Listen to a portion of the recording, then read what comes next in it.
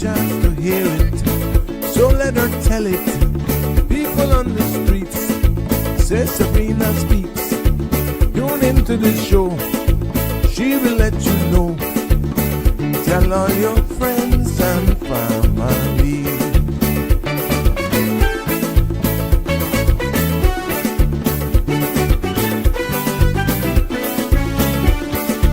Real talk is no joke. You get the news straight up from grassroots and concerns. You hear some people gone. So tell all your friends to tune in to Good evening, Cayman. I'm Sabrina Turner, and welcome to Sabrina Speaks, your daily dose of clarity, truth, and community insights. Every weekday from 5 to 6:30 p.m., we're tackling the issues that affect you, from national headlines to grassroots concerns. Whether you're in traffic or winding down your day, this is your chance to hear it straight and speak your truth. So buckle up, Cayman. We're not holding back. This is the show. We gotta let you know. Now we got to go.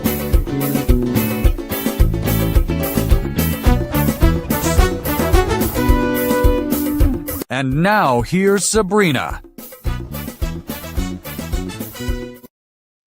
Well, there we have it. The weekend is finally here, and welcome to another episode of Sabrina Speaks. Happy Friday, Cayman Islands and beyond. I am ecstatic to be here with you today, and you're tuned into another episode of Sabrina Speaks.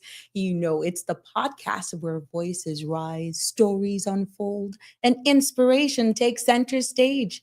And today's Open Mic Friday on this episode of Wind Down Friday right here. And it's all about easing into the weekend with a little reflection, maybe a little laughter from all of you, and a whole lot of real talk. Yes, because I'm flying solo again today, but it's never alone with you in this virtual space. But the mic is open.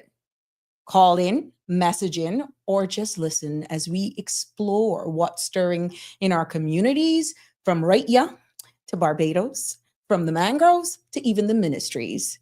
And if no one calls in, guess what? I think I have plenty to say, but that's not fun. There's no fun when it's just me. I want you. I just want you. So, it is a pleasure to be here, but please, the content you're about to hear, including any discussions or opinions from myself, yes, participants, so are all of you, is intended solely for general and informational purposes. Yes. And, it's not a substitute for professional, legal, medical, or financial advice. So I encourage you to consult with a qualified professional or for your specific concerns. Sabrina Speaks disclaims all liability for all and any decisions or actions taken in reliance of the information presented here. And please don't forget to follow, like, share, and subscribe so you don't miss any episode, because we're streaming live on all CMR Facebook, YouTube, Instagram platforms. And you can also follow me on YouTube. That's at Sabrina Speaks and the number 12. And on Facebook, look for Sabrina Turner, community activist, and click the follow button there. You get me. You'll get me right there. For uniformed services, frontline staff, workers, RCIPS, everyone that's on the roads, I know what Fridays bring. And 911 personnel, hey, how y'all doing? Fire service, my boys over there. EMS, even the regiment. And my lover boys and the young ladies and the sea cadets, the coast guards, the fire cadets, all of y'all, all the volunteers. Good evening. Happy Friday to you. Thank you all for your service. And that leads me into huge OMG. I am so proud and I'm so happy for Mr. Michael Ebanks. Yes, congratulations on being chosen and successfully completing the recruitment process. You're now officially Chief Officer for the Ministry of Home Affairs. I've had the honor of working with Michael Ebanks for about 2 years and change. He was, I called him from then, my chief officer, even though he was in an acting capacity. He is now chosen. Congratulations to you, and is officially Chief Officer of Home Affairs, working with the Honorable Minister, Mr. Nicholas DaCosta. Nick, you got a gem. You got one of the many gems that are there, but I can speak wholeheartedly and from the bottom of my heart. Nicholas, Honorable Nicholas DaCosta, you got a gem. Congratulations to you. And to all the team there in Home Affairs, the deputy and everybody that's there. You have a dynamic team. But let's see who is here, and you can share in the congratulations to Michael. It's trust me, I feel this one from the bottom of my heart, because again, I've had the distinct honor and privilege of working with him, and it is honestly, I was really happy. I'm really happy for him. Connie, what you up to? Happy Friday from rainy Florida. Oh, really? That's where you're at? Oh, yeah, I see you cuddle up in my hotel room there. I know, wouldn't be me. I would have gotten an umbrella, a panchal, I'd have been out there, either some store. I would have bought rain boots, girl. Girl, please. Let's cheers to the weekend. Nevertheless, Connie, nothing changes here, and I'm going to do 2 for you today. 1 to you and 1 to us. Happy Friday. Girl, you know how much sales you're missing? No. Hi, Jimbo. How are you? So happy to have you with us as usual. Jim, it's not after 6 yet, so I still remember your name. Hi, Valerie. Good evening. Yes, and she's telling you, Connie, to stay dry. And Jim, running left on a, oh, Lord, you got to come back. You had that water already, girl. You can't stay away for long. Hi. Going on a cruise. Oh, really? Well, please share with us some pictures. Share with me some of your pictures. I would really love to see how you're enjoying your time. You just look like somebody that would have a hell of a lot of time on the cruise. OMG, can you imagine getting me, you, and Jim on a cruise ship? Oh, Lord. When everybody gone sleep, me and you'll be up. Yep. We're going to leave it just right there. Hi, Jasmine. How are you? Happy Friday from Connecticut. Oh, nice. Good for you. What's it like over there? What is it like? Well, we're from not so sunny Cayman Islands, but definitely the warmth of our people and the love for everybody. We send you all the blessings, no matter where you are. We're all connected here, because the slogan here, if you don't know, and just got to keep this going, we are voices of the islands and conversations for the world. Yeah, and that's why 9368255 allows you to come on this space. Like I said, this is Open Mic Friday. We tend to do it a little differently here on a Friday. We tend to lighten the mood, but I respect you wherever the conversation goes. We can go there. I got to keep it going because you expect me to show up for work, and I'm going to dispel that about what they say about us Caymanians. Oh, no. We show up for work and we have fun. Yes. And people like Connie and Jimbo and Barbara G and even Shaq and Shaka Zulu. Yeah, all of them. They makes it worthwhile coming. But we still like to hear whatever's pressing on your mind. We had a jam-packed week this week. And even yesterday I did my best with just opening up on that topic with education, but it's not done. I can assure you it's not done. After the show, I got some people in the industry that called me and saw exactly where I was going. And they didn't take it personal. And I'm so happy for that, because they realize I'm coming from a good place here in this space.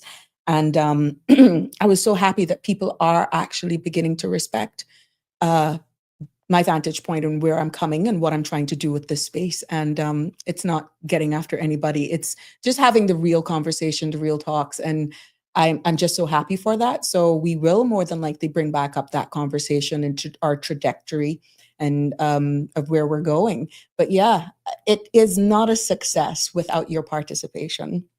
And you are actually the measuring tool for me to know whether or not I'm on the right path, whether or not the topics are engaging enough. And that is why opportunities like this, where I haven't locked in a guest, is important. That open mic. No topics off the table. I mean, we can bring it reel. We can bring it live right here. Hi, Jasmine. See you, Cayman, in the summer. That's my second. Oh, getting cool. It's 71 degrees here. Oh, Lord. Yeah, that should be nice. Nice, nice, nice. Yeah. Hi, Matisa McLaughlin. Happy Friday. Enjoy the weekend to you as well, my sweet. Lottie, Lottie. We might have to get ourselves in a bit of trouble putting the three of us together on a cruise on Jim. Let me tell you, we would make headlines, but in a good way. You know how much people would love to be just free spirited like us? I get that from Connie, and I get that from you too. I know I have a blast when I go away. I don't know about what anybody else says. I just enjoy meeting people. I love, based on going to different resorts and stuff like that. I just like sitting down and meeting different couples or families and just hear where they're coming from. And when they hear where I'm from, and you get that opportunity to sell your island, especially if they haven't heard about us yet. It is quite fascinating to see the expressions on their face. And then God forbid, if you're in like Alaska or the high way up in Quebec, Canada and stuff like that, and they're looking at you like, what the hell are you doing here? You leave the sunny Cayman Islands. And it's just amazing what we take for granted being Caymanians. And yeah, Jim, I love to dance, even though the left knee, anybody saw me on the campaign trail can see I got a little pep in my step. But yeah, I enjoy dancing. I get a natural high off of dancing. I just enjoy dancing. I told people that it could be rattling the Happy Boys. Sabrina will be dancing. And that's just me. I'll dance till I'm wet. And I don't really give a crap. Last weekend, I was over in the BRAC for just a couple hours, and I had seen family. I went for a funeral, and our family hadn't seen in years. And let me tell you something. Whee! A tear up, Carla. Put it like that. I had a blast. Of course, I was on the first flight out, and confession is good for the soul. The little lady that came in here raising, and I know, Connie, you can laugh at this. She said, to show you what a good night I had. She said, can I get a form of ID? So your girl pulled out her little phone, because I got it in the back of the phone. And I got it here. Your girl did this. Your girl did this. And she asked for ID now, remember? And she was giving her this. She asked for ID. With pride, I gave her my debit card. That's how much fun I had the night before. So yeah, I live life. I live free. It was just one of those things where my cousins and I, we went out, we just had a ball and we lived. I was so happy to all of the people that I saw there, and all of the friends that I met. And that's what I love about Cayman Rock. You can just be free. You can just be free. Hey, Della. Hey, Della. Yes, chicharrón. I could eat some right now. I could eat anybody who's been in the BRAC and they eat chicharrón. All the Adventists could get at me today, but let's drink to that. Let's have a little one to that. Oh, yeah. So Della and all her people, and her husband. Oh, what a sweet soul. Yeah, but I had a blast. Put it like that. I gave them my debit card for my ID. I'll let you think what you want, but I was feeling nice. And even though it was the next morning. So I'm not going to tell you, but yeah, it was nice. And thank you, Della, for those little Jello things. And your husband created a beast. Yeah, for those of you who, But it was a blast, and I make no apologies. I had a blast. So yeah. Well, let's just get into it. Yes. What's Jim saying? No bueno, no bueno. Yeah, it was bueno for me. It was bueno for me because you couldn't tell me that I did not give her my driver's license.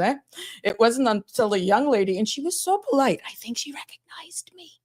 And she's like, I don't think I'll be needing that, Mom. She was so polite.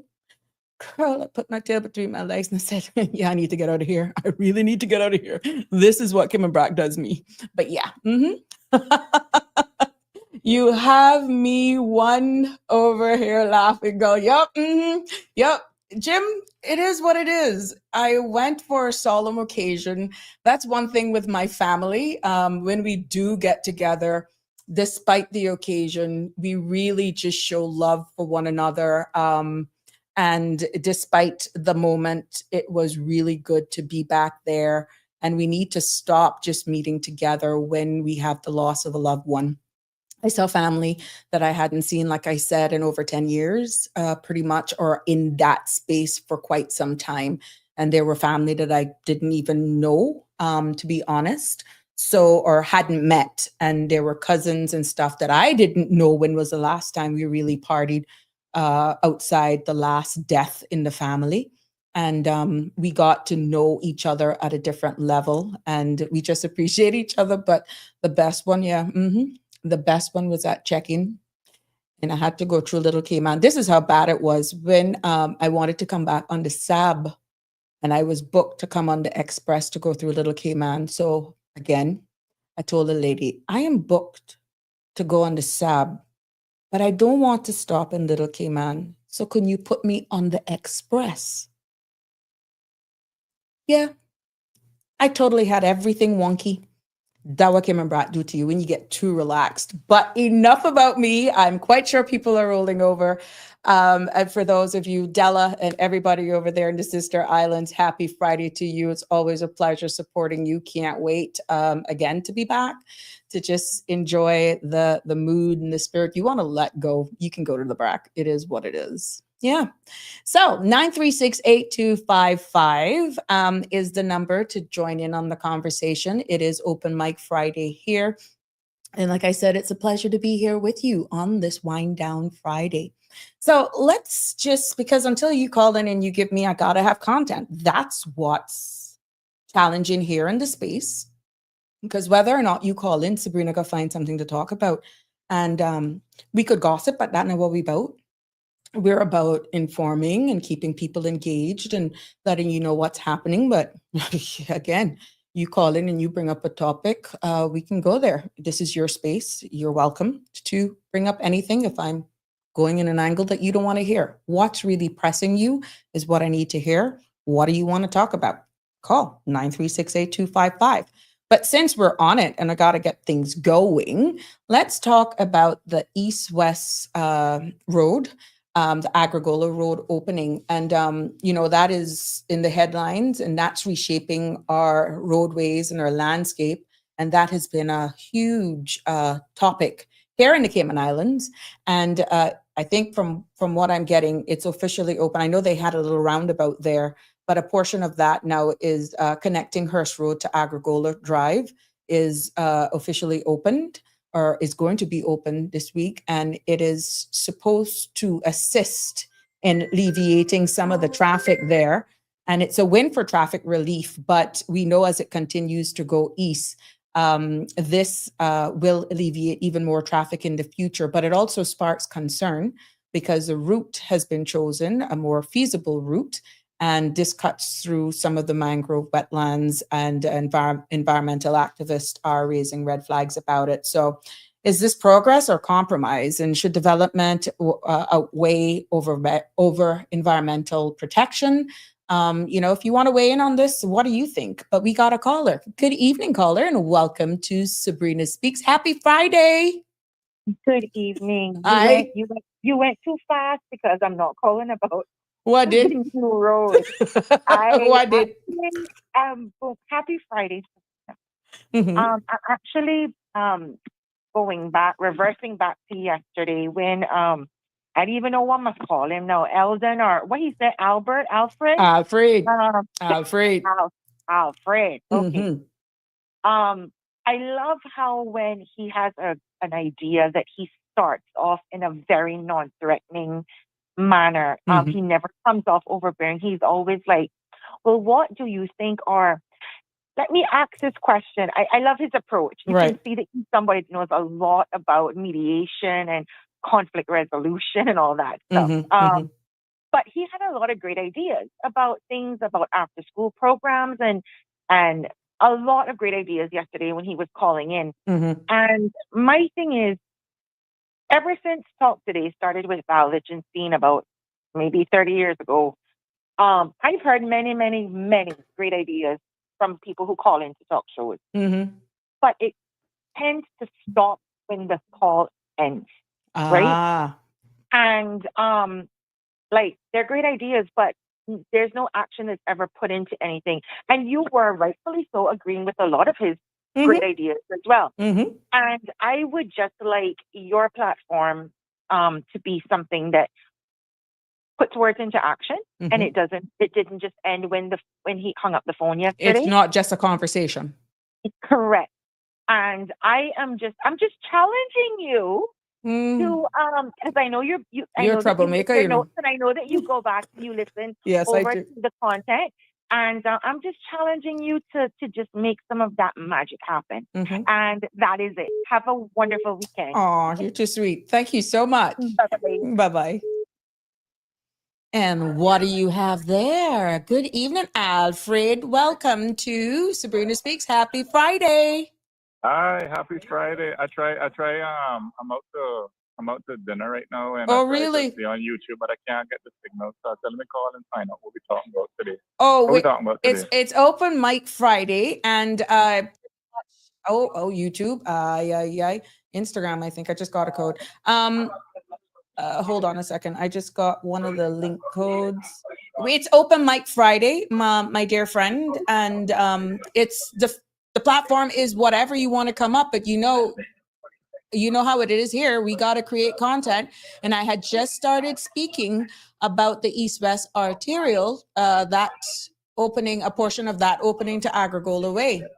And pretty much one of the thought-provoking questions that I threw out there was, is it progress or compromise? Should development ever outweigh environmental protection? And I wanted to know, what would be the root cause?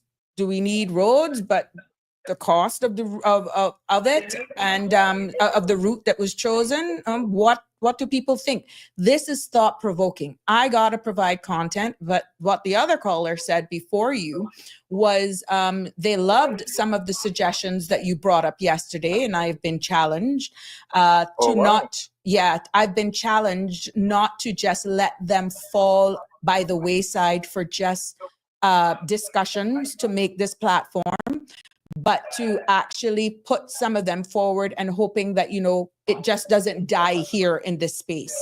And the caller is hoping that, some of the after school programs and some of the very valid points that you made, you also got appreciation was shown for the way in which you present your thought-provoking discussions and suggestions.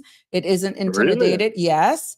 It's not coming across in a threatening manner, and it shows that you come from an informed perspective. Mind you, I am paraphrasing, but I'm hoping that I got all, if not 95% of what the caller said in regards to you.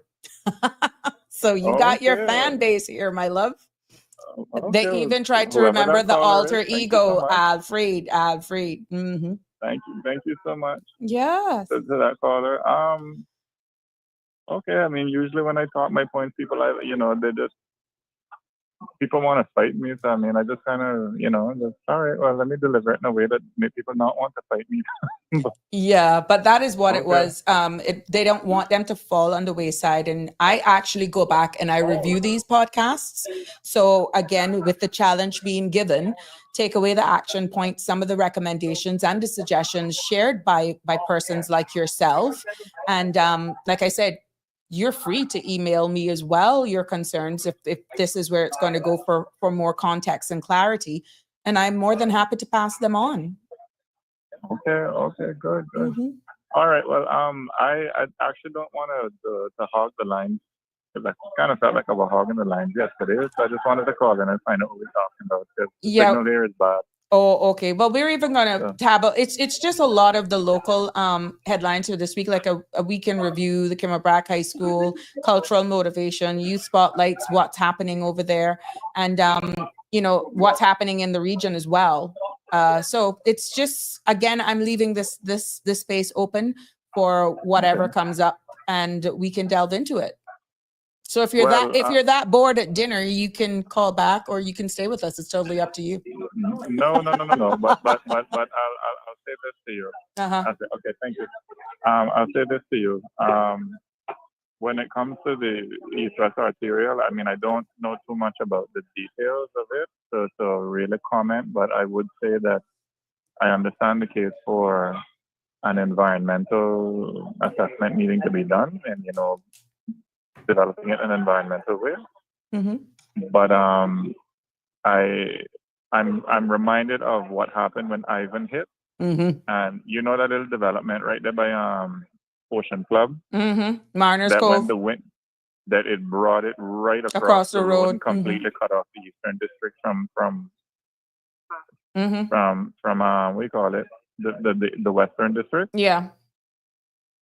When I remember that, I thought, you need an alternate route. There's no telling about. We might, yeah. We Yeah, need there's an no alternate ifs, route. ands, and buts about it, you know, caller. And that was one thing that I supported. But I just wanted and I've always said this, I'm not understanding and being an environmentalist or expert like that. But if there was a hydrological study, which is the flow of water, and knowing what the people down in Butterfly Circle, what the people down in behind Raven is Yeah. Bedrock Circle right now is going through. I'm seeing what people off Adventure Street is going through because of the east-west arterial, haven't been on the ground.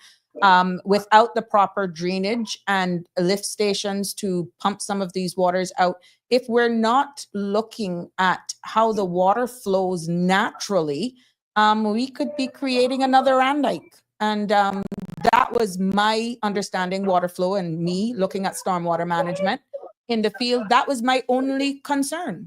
But whether or not to say we need an alternate route, the children in Far East Coast of China know that makes sense.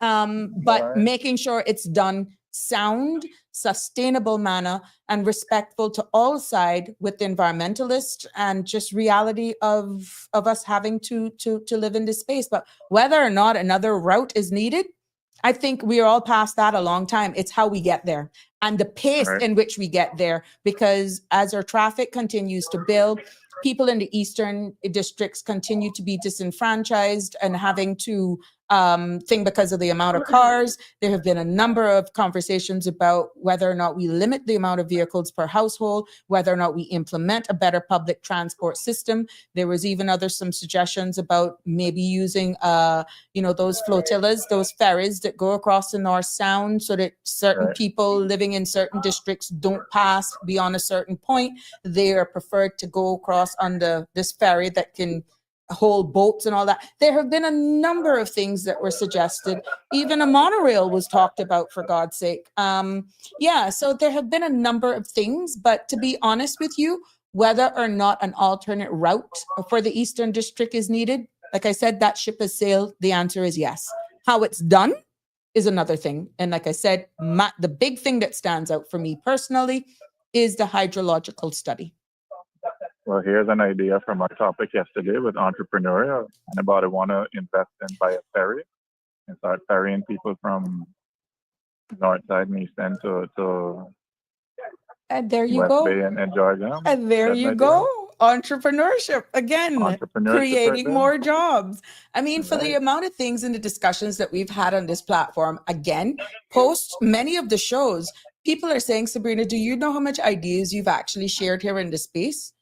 Yeah, I know, but how many persons are going to be those risk takers to actually take it into consideration? You understand? So it's interesting. But I pick no bones about it. I have shared a lot of ideas on the space here for the entrepreneurials at heart, but who is willing to take the risk? Make me and you go into it together. This call could be recorded for quality assurance purposes. I hear you. I'll raise a glass to you tonight. Nope. I'm going to raise one to you right now, virtually. There we're going. Mm-hmm. All right. Good night. Have a good weekend. Be safe. Enjoy. You too. Take care. Take care. Good evening, caller. Happy Friday. Welcome to Sabrina Speaks. You're live. Happy Friday to you, but I know I'll get you up for this. What happened now? I want to speak in my mind. I don't drive, but I live up in here from 1985, and I know plenty about up in Newlands. We got a lot of bad drivers and crazy drivers up in here. And just today, and I hope my goat mouth don't catch it, but I think that roundabout that they put there between that road that go up there in our malfunction junction, I call it, is a bad idea.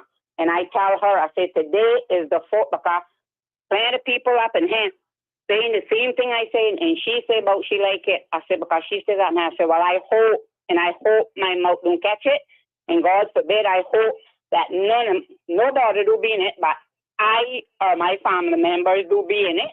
But you got to see a big crash out there, because I've seen it almost 2 days ago, and the road not even open good, because some of these people do not respect. They don't know how. I don't drive, but like my boss used to tell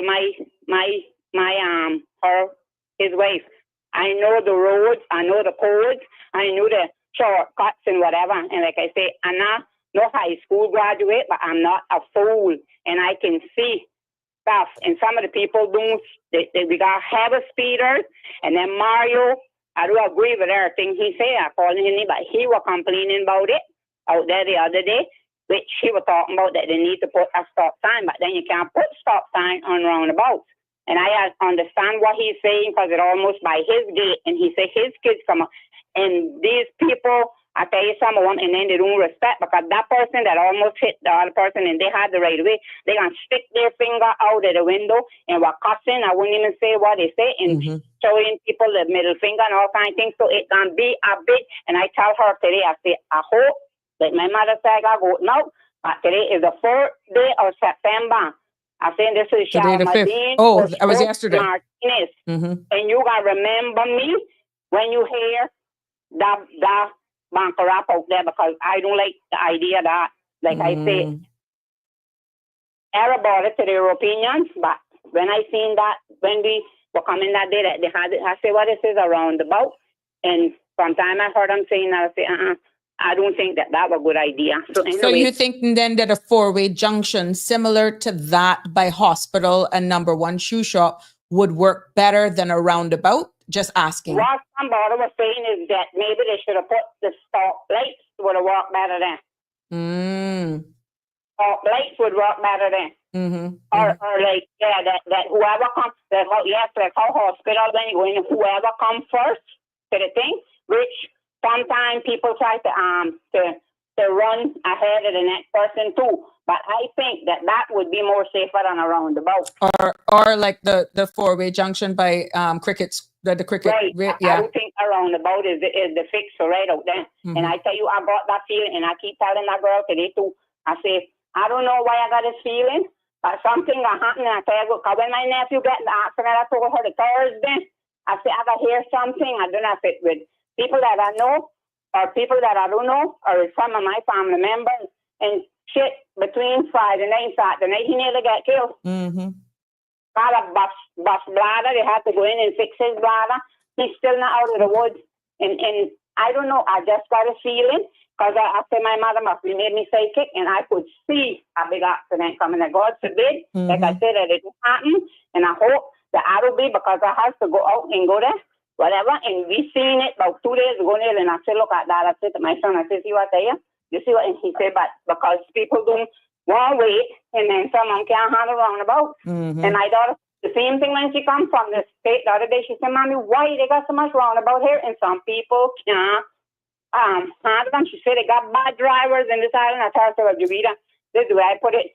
It is good drivers and it's wheel turners. The good drivers are cautious, and seldom they get an accident unless it is some idiot that hit them. But a good driver, hard to get an accident is the wheel turners.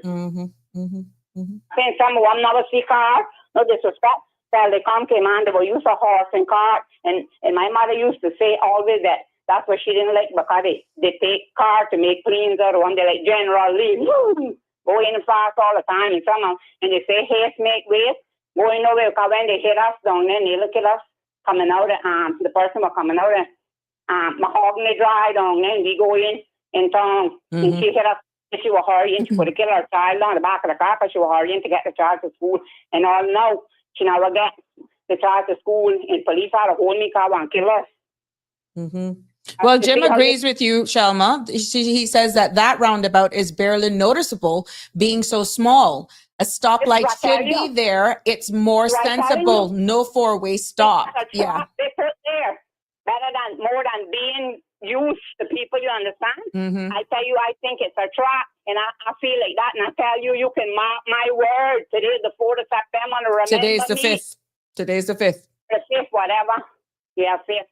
I Mhm. know appointment, but anyway, the 5th. But you hear what I tell you, something, because I tell you, we seen it then almost 2 days ago, and it not even open good. Mm-hmm. Other people in I tell you, they got plenty of speed. One time we used to have to be calling police all the time, motorbikes.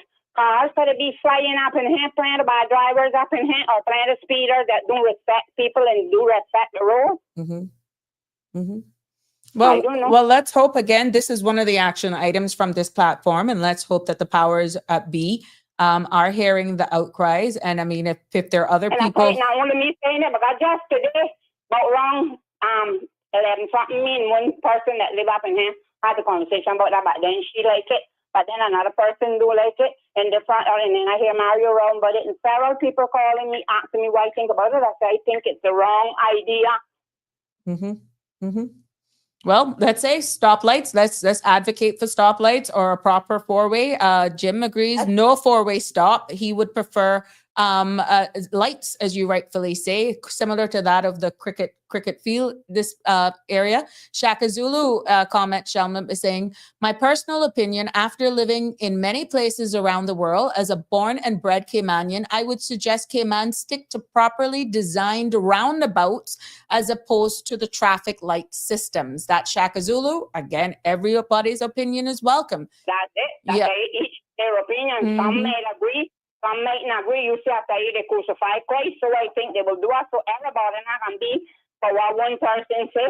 It might be 10 against 5, but that's how it goes. But then some try to bash you and thing because you pass yours. That's why I say I can stop calling because I can't take the bashing thing, whatever. And I don't try to bash nobody or whatever. I say what. No, but the space, Michelle, is welcome to all opinions. We can agree to disagree, and it's good to hear all sides. My skin might be black, but I got very thin skin. I take insult quick. So I gotta start calling. I gotta just listen. No, you're not. No, Shaka Zulu gave his permission, his opinion. No. Tell me when you find an SOB, you got to be a bigger one, and I can tell you I can be a nasty big one. No, but this, Michelle, exhale. Shaka Zulu was not disagreeing with you. He's giving his opinion like you've given yours. I'm not talking about her, Sabrina. Okay. No, I'm not talking about her. Her opinion and mine is mine. Right. Bash her, but I just don't want about to bash me neither. Okay. I say it's either the lights or the stop, and as she said, well, no, that she's been to plenty places. I've been to plenty places too, but I mean, her opinion, don't get me wrong, and No. Okay, just for clarity. I'm just saying. I'm not saying that, that she bashing me or that I mean anything to her. Don't get me wrong. Because I am fair. I can apologize or whatever if I'm wrong. And I say, that's her view on it, and I put my view on it. Each to his own. Yeah. But like I say, I don't agree with it because I saw something almost happen with my 2 eyes 2 days ago. Yeah. That I feel it. So. Yeah. Well, thank you for your opinion. Yeah. Yes, and when you hear me say something, I say I normally be right because I always say my mother must have made me say it because normally most of what I think or that I feel, and my mother-in-law was saying that too, that, she must be like that. So I say, well, me and you, we born different months. Got different ages, but I don't know, we must be, got some similarity, like, whatever, but I say everybody think different. What we do, Sabrina, child, because you see the world we living in now. That woman, Mr. Anton used to say, we in a pot now, and if everybody had the same thinking and whatever, you know what we would be in? What a mess. Big mess. Yep. And I'll leave it there and get off. All right. Thank you so much. Thank you so much. Okay, bye. Sure. Have a nice weekend. You too. Oh, okay. All right. And no. Connie says that she loves when you call, you make her laugh. So yeah, when Connie Palmer, Connie says that when she don't hear you, she loves to hear you because you make her laugh. And when you don't call, when she don't hear about you, she worry. At least I would say somebody still love me. Still A like to lot hear of me. people love you. You didn't That's, see. a lot of people tell me that what happened, we will hear you on the talk show and do stop because we like to hear you. And like I said, some probably, and like I said one day to one man, I said, sorry, if you're being hypocritical to my face, you really like to hear me, or you're making fun of me, but it's nice. And like I tell them, some probably like me, and some probably, but they call me big mouth, and they call me stupid, and they call me this, but that's all right. That's okay. Yeah. I'm taking nothing off me because then I put no beans on my table or no drawers on my behind. So I don't have go beg nobody. It's a Friday. Poor, but We gotta love you. I don't have beg nobody, so I don't care. And people can be people, and you cannot change them. So that's how the world goes. And I'm not trying to change each to their own. There's lots of love for you right here on the Sabrina Speaks, and there's a lot of family here on Sabrina Speaks that love you. So you have a safe weekend. Happy shopping. Again, I know I had to tell you about Jan Julian, but she was a sweet person. I know her. So very nice. Yeah. From Georgia, I tell you which, and I talked to her in a couple of days. I got called her in a little while, find out how she is, because we talked later. Yeah, she's doing well. She's back. Yeah. She told me she was coming down Tuesday. Yeah. Well, we keep in contact. Okay. All right. All right. She'd love to hear from you. All right. Take care. Good weekend. Safe. You too, my love. And tell somebody said, if you can't be good, be careful. I'll be great at it. If I can't be good, I'll be great at it. Okay, bye. Look, I love my people. I love my people very much. But what's your opinion on this this roundabout, whether or not it should be a four-way with lights or not? It's a win for traffic relief, no matter what we open up heading east. Again, I've given my humble opinion there, and everyone knows where I stand from that perspective. And but it does spark concerns. Now it's more than just the road. It's what they have placed there. I don't know if it's a temporary measure, whether or not it'll be a long-term roundabout. But we love to get your feedback. That's what this space is for. Connie, you are so bad. Shaka Zulu, love me some Shalma. Was not trying to rub her. No, she didn't get that. Was just proving, and that's she got it after the word Shaka Zulu. I just love her. Honest to God, we just gotta love Miss Shelma. But yeah, it's quite interesting. I was out there myself and I saw it.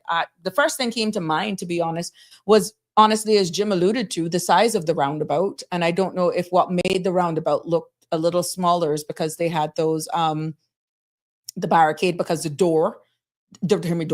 road to connect to Agricola Way was still closed. So they opened, or they had put the roundabout, they were erecting the sign. Sandra and I was out there. She was taking a picture for her news the other day. And I accompanied her there to take some pictures.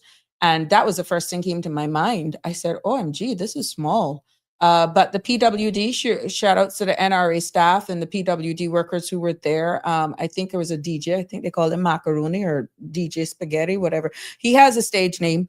I saw him. He's always upbeat. Kudos to you, my friend. They were there jackhammering and putting down the necessary signs. But as it is now in place and working or in operation, is there another roundabout that's needed? Or do we need stoplights? Can you do a roundabout with stoplights? Do you do all stoplights? I'm no engineer. I don't know. But we're hoping that this space will allow you to air your opinion on if you traverse that part of the roads very often. You're the ones that's going to be feeling this the most. By all means, 9368255, or you can give us your opinion here on YouTube, YouTube and Facebook. I'll be more than happy to engage in this. But to say whether or not we need it, yeah, we do. And I welcome your feedback. So let's continue. There's been a lot of information about the Cayman Brack School as well moving forward. And this is just highlights of the week with what we had seen here. And Monday, there was a press briefing and there were 3 questions that I posed in regards to it is alleged that persons were working outside terms and conditions of their current work permit. meaning they were there on carpenters. This is all alleged. They're there as carpenters and possibly masons, or in a skilled position, but actually working in other positions in that would be like supervisory roles. And there was also allegations of poor working environment, and how the staff were being treated. And we got an update as well that, about covered walkways and the accommodation block for all of the workers still not being operable, meaning you can't accommodate, it's not, the accommodations are not yet ready. And Sandra did an entire show on that. That the lack of servicing, mold, and all of that sort of stuff. But that begs then to question, God forbid, with that that being an active construction site at this time, what's going to happen should the multipurpose hall be needed in the event of a hurricane or something? What provisions are made then to house those who who live in vulnerable areas in our sister islands? What's the alternate if that multipurpose hall now again is used for alternate purposes, because you have an accommodation block that has not gotten certificate of occupancy for a plethora of reasons? What's going to happen? So these are all headlines that has made our space this year. And are we just building schools to inspire, or just buildings that function? These are all big questions that we should ask. This has been a hot topic. It has been a huge debate. It has been one that I can go back to, that everyone knows how's that unfold. And this was one of the reasons. So, I got an email here. Our kids deserve more than just concrete. They deserve vision. And, I kind of understand where this person is coming from with this. And it's sustainability. It's sustainable, to be honest. And I can understand what this person is saying. Our kids deserve more than concrete. They deserve vision. And it's all about being sensible. It is the public's purse that is being asked. We're seeing the overruns. We're seeing all of that sort of stuff. And like I said, this has been aired. This has been spoken about so loud. And now we're constantly hearing setbacks. We're seeing obvious poor project management again on another site that is cause for concern. And we, the people of the Cayman Islands, should be. It is your money. It is your money. And if it's not being properly managed, if people are not being held accountable, then you got staff that are working on the site that is not being paid properly and according to labor laws here in the Cayman Islands. There is a lot that is allegedly going on at that job site. What is Jim saying? Far too many people don't know or understand how to navigate these roundabouts. Okay, that's still back on the roundabout. Jim, I know I had come off of that, but let's go back there. You are quite right. I notice that they don't indicate people. I swear they're allergic to indicators or trafficator. And they come in, and who in the name of Jesus stops in the middle of a roundabout to let somebody in the roundabout?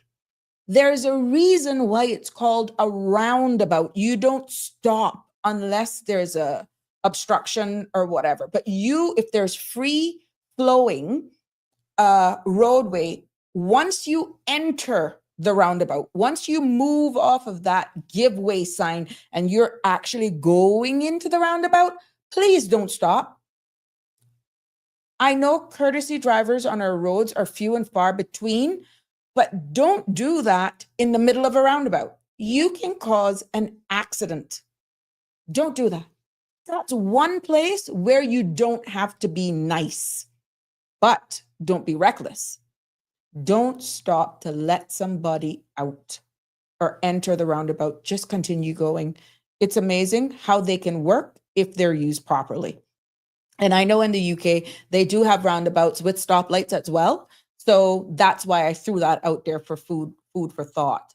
So yeah, if there's any more comments on the roundabouts or the that new intersection there by Hurst Road, Newlands, and the East-West Arterial, please, by all means, I can jump from one topic to the next. That's okay. This is your space, and that's why it's open mic. But going back to the concerns and the allegations made in the Cayman project, that job site there, complaints were made to me and concerns were voiced. And that is why when the opportunity presented itself and the press briefing, the Honorable Minister and the project manager representing MacAlpine and Archer and Godfrey, Mr. Arch, came on to have a press briefing, which was very concise. Kudos to them. Congratulations for just doing that. That the questions were asked. I did my job. People came and they asked on behalf of CMR, and those were legitimate questions that came to me. As a matter of fact, whilst on the press briefing, one of the questions that I asked had come in pretty much while I was there. So to show you, it was in real time. And people are just coming to platforms such as this. They're coming to the cold hard truth because they're realizing, that this is an outlet. And I ask the questions. That's all I can do. But I'm hoping that the powers that be, the Honorable Minister, who was unaware that there were any reports of persons working outside terms and conditions of persons' work permits, that can only be done if they do a swath check, if they do an exercise to make sure that people are actually doing. Again, it comes down to accountability. It comes down to enforcement. The enforcement officers, CBC and WORC enforcement staff, go in, they do operations. They have the powers. I read it out in the labor law that they have the right to go and question with or without witness. They have the powers. Just do your jobs. So with all of these concerns that are coming about, persons working almost on a pay-as-you-go that we know is illegal, people who may get sick on the job site. There has been allegations as well that people are actually fainting because of heat. We all know the heat over in the Sister Islands is different than even what it is over here in Grand Cayman.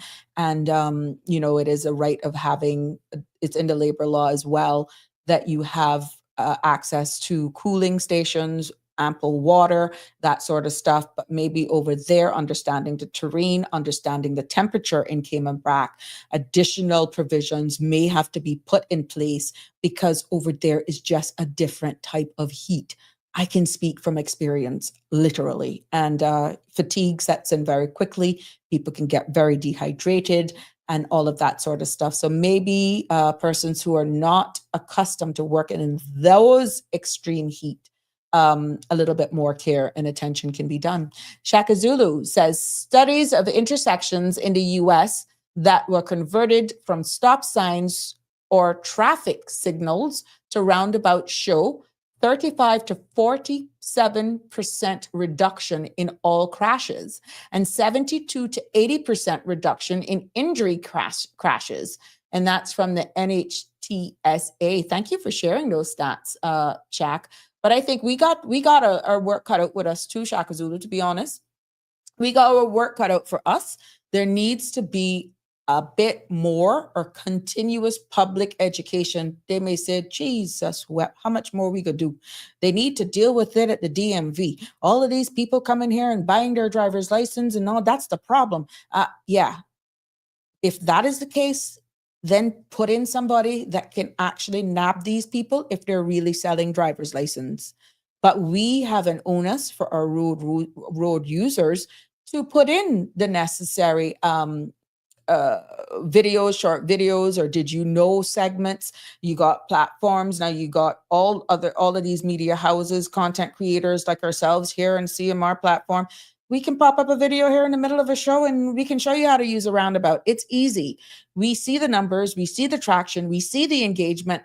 It's easy. If this is not your preferred platform, there are other platforms out there. I don't care. Just get the message out. Let's educate, just inform, because the mere fact that it's topical and you're speaking so on it right now says we have a problem. When you look at the statistics, Shaka Zulu, of the accidents here on our road, I gotta be honest with you, something is wrong. Something is wrong. Something is wrong. And let me digress just a little bit. You can cuss the police all you want. You can cuss them all you want. Everybody has a responsibility in upholding the traffic laws here in the Cayman Islands. You hear me? Every one of us who sit behind that wheel has a personal responsibility, and they have an obligation to adhere to the speed limits.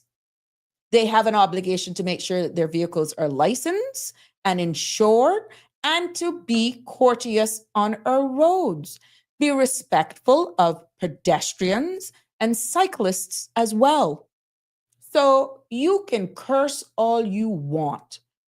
Our duty as where the roads are concerned is that they make sure that they're properly lit, they got proper signage, that lines are obvious. But when you go out there and you're speeding and doing 100 in a 40-mile zone, you're doing an 80 in an 80-mile zone, how in the name of God are you going to blame the police for that? How? You go out there on a Friday evening and you're having a darn good time with your friends and family, and you make the decision to take up your keys and drive and not only kill yourself, but possibly other people. How are you going to blame the police for that? Where's the personal responsibility? How are you going to blame your government for that? How? You have nobody to blame but yourself. The responsibility starts with us. And if you're from a jurisdiction that you're used to buying your license and not driving for it, and your habits that you bring here is similar to what you're used to where you're coming from, drop that now, because that's not who we are. And for those of you, our gatekeepers, who may come from a jurisdiction that is accustomed to you making 3 lanes out of 2 lanes, just totally neglectful of traffic laws, the mere fact that you're here and working for us, please do what we do and not bring and put a blind eye because it's a norm from where you're coming from. I'm on your side, but we both have a job to do. I'm supportive of you, but you don't put a blind eye to the obvious. You can't just go flippant at it. Well, that's how it go where I come from, and I'm horrible at the accent, for the record. So we all have a responsibility. Yes. Alan, hey Alan, how you doing? Drive with care and safe to get there is true. And just leave home a little earlier. Shaka Zulu, data-driven decisions. Yes. Oh, you know me. Oh, Shaka Zulu, you know me. I believe in that. Good evening, caller. Happy Friday. You're live on Sabrina Speaks. What's on your mind? Hey, Sabrina, how are you? Hi, Jimbo. All due respect to Shaka Zulu. What's up? This is not the U.S. The roadways are nothing like the U.S. roadways. And we have to take into consideration how people drive here and where all these people are coming from who are on our roadway. Mm-hmm. You know, there are certain nationalities that I think they're on speedways. You have other nationalities that have never driven in their life until they got here. You have people that go far beyond below the speed limit on roads. I mean, the roadways here are very, very dangerous. Mm-hmm. And a lot of people do not know how to use a roundabout. They are starting to introduce roundabouts in the U.S. Yes, they are. Mm-hmm. And some cities they're going crazy with roundabouts. But still, and you have to understand that the roundabouts in the USA are opposite from the roundabouts here. Mm-hmm. You know, you're driving on the left. You let certain people go around the roundabout first, but in the U.S. it's the opposite. Mm-hmm. So when you have all these roundabouts, the accidents that we have, a lot of accidents are happening here on roundabouts because people don't stay in their lane when they go around roundabouts. So it's apples to oranges, really, comparing Cayman roadways to roadways in the U.S. Mm-hmm. We don't have interstates. We don't have roadways all through the island that are 3 and 4 lanes, 5, 6 lanes. Mm-hmm. So again, we're getting there. We're getting 3 and 3. Yeah, I know. We're getting there. God be with us. All due respect to Shaka Zulu. Yeah. I get what he's saying. Yes, everybody has a right to their opinion. My opinion is we cannot compare roadways here to the U.S. roadways. Okay. That's all. Have a good drink. Cheers. Cheers, Shaka Zulu. Yep. That's it. There we go. Thank you, Jimbo. Sure. Yeah. See, Evanks. Good evening, Sabrina. Okay. Oh, it's good to have you here, my love. Yeah, Shaka Zulu. I'm big on data. Yeah. I got criticized for that. Respectfully, I have to disagree with Uncle Jim. You're speaking from an American perspective. Americans are not known for favoring roundabouts. I love this. I just love this. But then let's put who drives on the correct side? Is it the British or is it the Americans? Huh, that'll be interesting. If we had a choice, would we continue on the left or would we do it on the right? I would love that feedback. Yeah, but this is good. I like this because we're getting it from both sides. Both sides are giving their opinion, and that's why this is a very thriving and healthy conversation about roundabouts and just driving on the road. And the good thing is neither of you are wrong. Neither of you are wrong. And I'm just hoping that the powers that be will take feedback from this conversation and go back to the elephant in the room in regards to that intersection, Hearst Road and the East-West Arterial that just got that little dwarf roundabout. And they may have to actually rethink that over again. Marilyn Phillips, I'm baffled that after all these years, drivers still don't know how to traverse a roundabout. Geez, peace. Yeah, Marilyn, let me tell you, I see it whenever I go out on the road. To be honest, at my tender age of 51, I actually cringed, and I tell my friends and that I made a promise that I would never drive in Jamaica because I'm always driven when I go to Jamaica, which is few and far between. I need to do that more often. I love the all-inclusives. But at the end of the day, I see how they actually drive there, and I swore I would never drive there. But in all honesty, the aggression that I'm seeing on our roads, I think I could actually do it and survive down there if I had to. But that's not who we are. And I don't want those practices and those behaviors to come here. And this is why you hear it in my voice when I say, if you're coming from a place where you bought your license and didn't drive for it, and you're used to certain behaviors that you're accustomed to from where you're coming from, drop it, because that's not who we are. But yeah, Marilyn, there's still a lot of persons who do not know how to properly use a roundabout and forget about your traffic indicators, whatever you call them. It's a little stick on the side of your steering wheel. They just don't know them. I swear they're allergic to them. And that just sends a signal to tell anyone in the roundabout where you're going, whether or not you're going straight, whether or not you're continuing to exit at one of the other exits. It just speaks volumes. And it's just crazy how people don't actually use their indicators. And I think one of the callers, I think it was Ms. Shelma, had said that people drive and depend on brakes. I swear that is the case. They drive totally dependent on their brakes. It doesn't matter whether or not the roads are sleek, whether or not they're dry. They are driving at the same speed in which if the terrain was like dry weather, even when it rains. And I feel that hydroplane, when you're driving on the roads with standing water, even a little light shower, with all the oils and stuff that is on the asphalt, with one little bit of rain, that could make the roads slicker. So even though it may not be a downpour or rain, that it can fully wash off the road, your tires, and especially if your tires are needing replacement, you can become a disaster. Your cars anyhow are weapons, but when you're not driving with caution, that makes it even worse. And I will repeat again, stop cursing the police all the time, because everyone who picks up their keys and get behind that steering wheel, they have a personal responsibility. And for God's sake, respect emergency vehicles. Pull off, slow down, don't tailgate. Just come completely off on the side, on the soft shoulder, if there's enough soft shoulder, but just give emergency vehicles access. You never know a life could be saved, and you don't be selfish.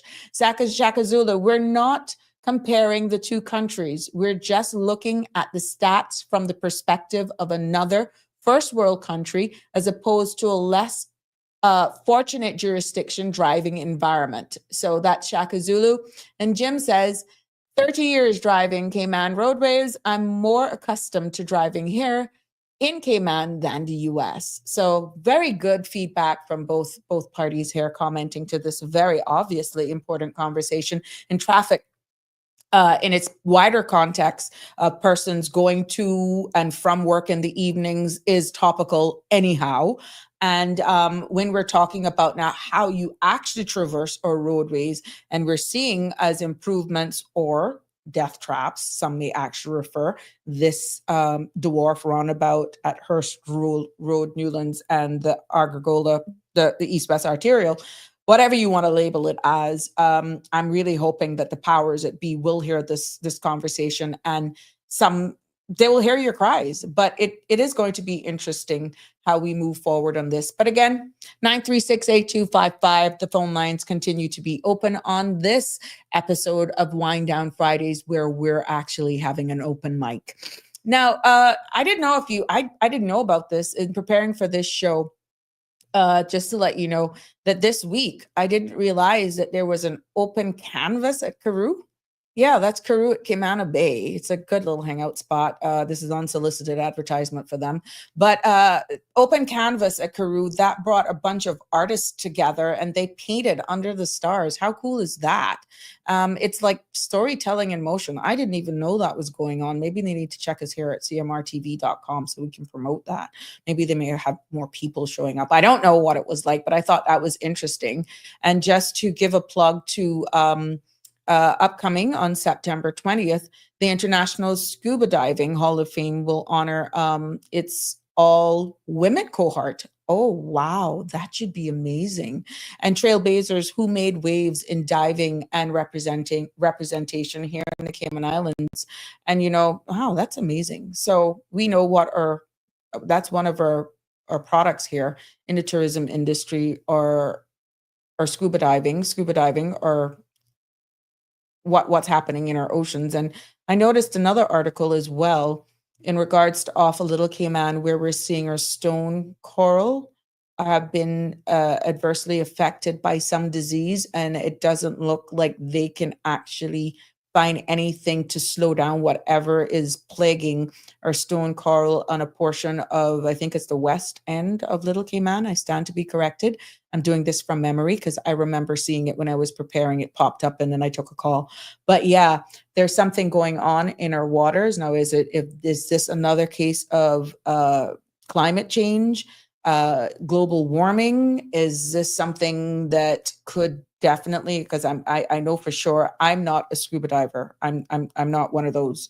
But could this be another disaster or tourism product? Because I know people, like, they did not go to the BRAC. They don't actually come to Grand. They only use here as a stop and go because the dive sites over in Little Cayman is so good.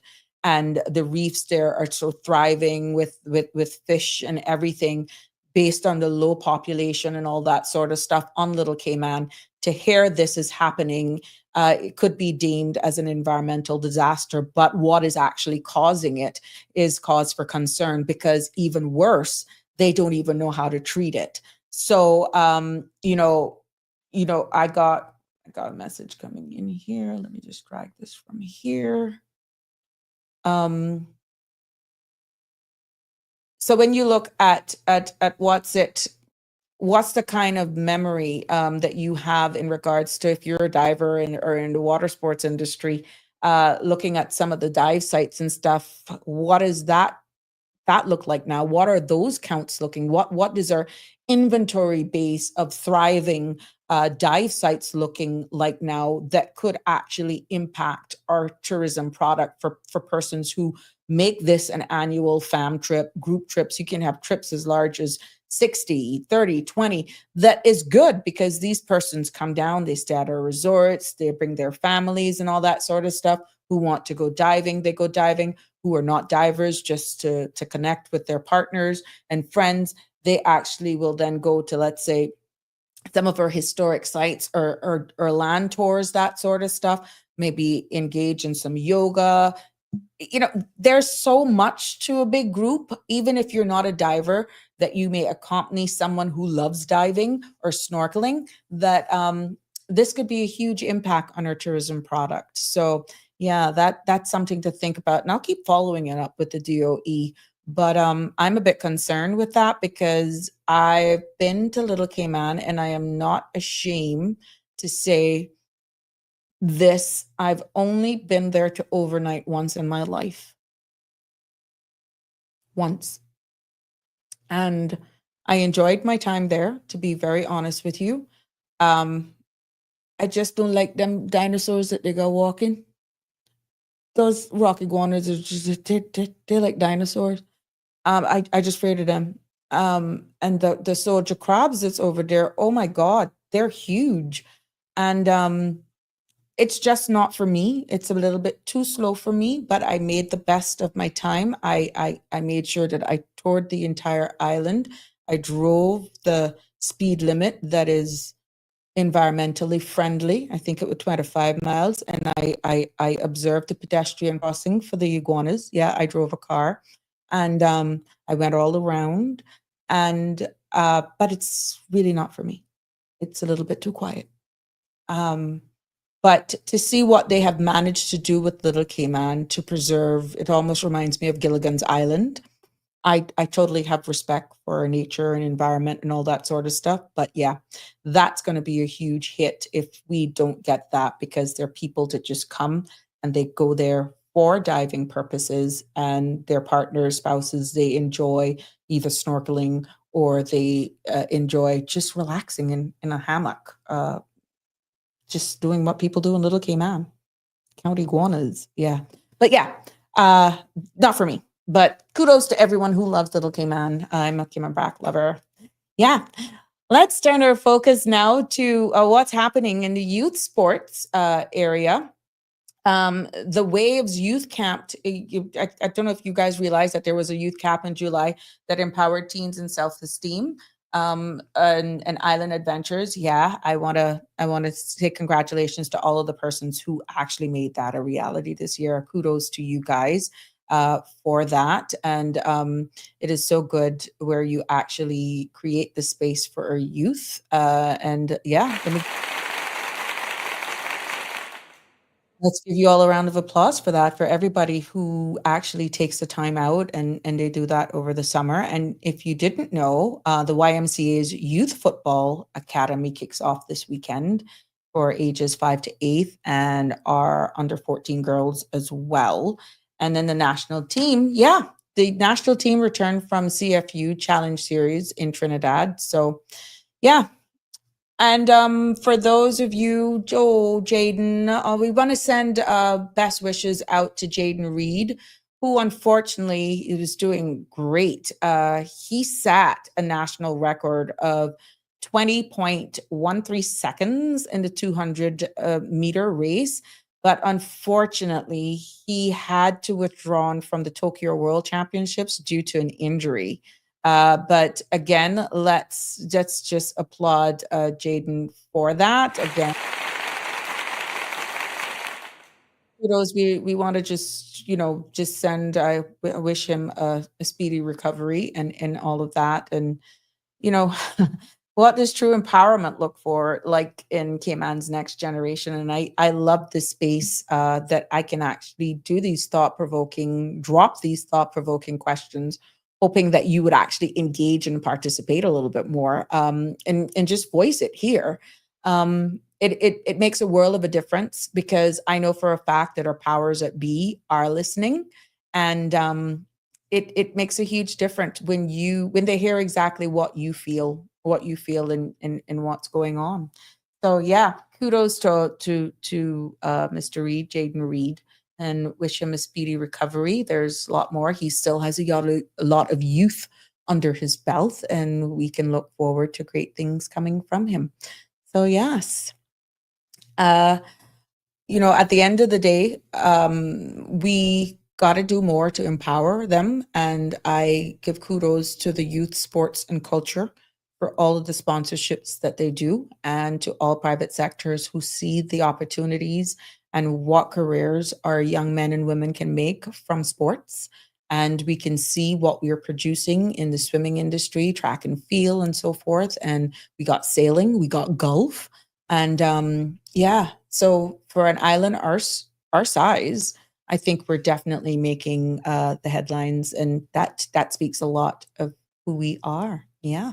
So let's take a deep dive now. 936-8255 is the number to call if you want to tune in on this episode of Sabrina Speaks. It's Open Mic Friday here with you. And thanking everyone for sticking with me this evening. And I know a lot of you tune in at different segments or different times of the evening. And I just want to thank you. I don't go gung-ho over the numbers that are live, to be honest, even though I appreciate you with all my heart, because people do watch these segments of Sabrina Speaks at different times. But it does make a world of difference when I get your feedback, when I hear from you. It just makes this place feel less lonely. But today I didn't have one specific topic, but I have to fill the space with content, which is why some of the topics that I've discussed thus far, I thought was relevant, that would spark communication, and may have given you some updates as well. So if this week they had a finance committee, and I'll be Good doing. evening, Miss Sabrina. Hi. How are you this evening? Hi, good evening. I'm fine, thank you. How are you? Hello? I think I lost that call. I'll call you right back. Good evening, caller. Hello. Okay, I guess this is not important, Tana, but What they happened? had a domino team that came out from Rotan to play against Cayman. Oh, really? You never heard nothing. They are straight on the Bay Island network. Oh, I wasn't aware of that. Mm-hmm. It was 6 guys, but everybody asking me who win because they're going to beat. They're making each one talk, and they say we go and beat Cayman. I say yeah, better do back too quick because these are pairs wizards on dominoes. Exactly, we are. That should be good, but I'll follow up on that. I didn't know who win, but I tried to check this morning, but the Island Network wasn't on. It only the Rotan Habla Claro, that's the Spanish thing, and I saw they were doing some stuff, but nobody can tell me, but I don't know. I know where it was, because when I put it on, the guys were just out there talking, and then they make one talk. There were 6 guys, and they had on the black shirts with their logo thing on, whatever, and then they were thanking, their sponsors for the tickets, and they come out, but not wins as far as I know. All But right. I know nothing, but they supposed to have a tournament between Rotan and Cayman this weekend. No worries. Okay. Thank you. I'll look for that. And if I don't get information by the time this show is over, I'll promise to give an update on those results for all the domino lovers out there. Mm-hmm. Yeah, okay. Thank you, my love. I got to make that call back. Sure. Thank you. We had a regular to our show. Let's go back to that. Yeah, but I'm going to do an update on finance committee that took place this week and try to see if I can break that down and give you a synopsis of the budgeting for resilience. You have been redirected to the mailbox. Okay, let's see. Yeah, caller, you can call back. I don't know what happened. I lost you there. I tried calling you, but there we go. Good evening, caller. You're live. Welcome back. Evening, Miss Sabrina. That's Flo, I guess, messing up everything. They're not flowing. They're not flowing on this Friday. No, they're not flowing on this Friday. How are you, my love? I'm doing wonderful. Good. What's on your mind? Put my 2 cents. Driving on these roads, I don't drive, but